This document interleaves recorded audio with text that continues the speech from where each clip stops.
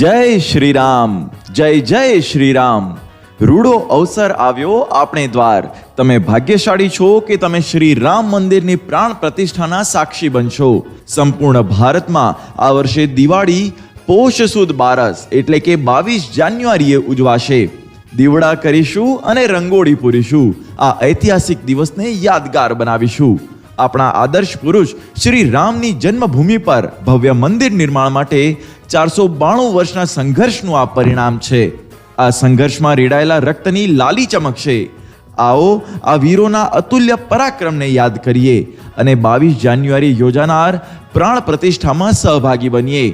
તારીખ 1 જાન્યુઆરીથી 15 જાન્યુઆરી દરમિયાન ઘર સંપર્ક મહાઅભિયાન યોજાશે. સૌ રામ ભક્તો રામલલાનું નિમંત્રણ લઈ આપને દ્વાર આવશે. અયોધ્યાથી પૂજિત થયેલ પવિત્ર હલ્દી અક્ષત આપશે.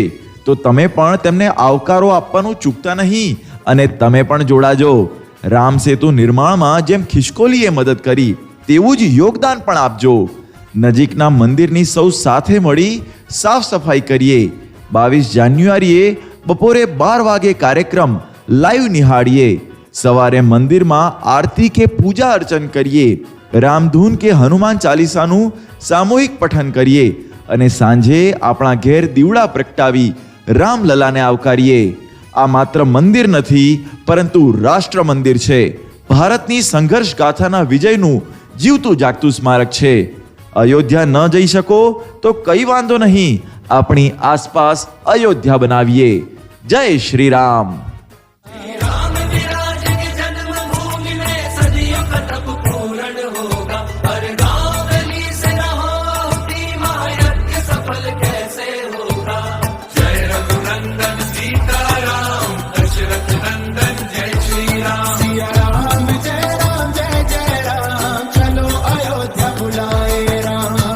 જય શ્રી રામ, જય શ્રી રામ.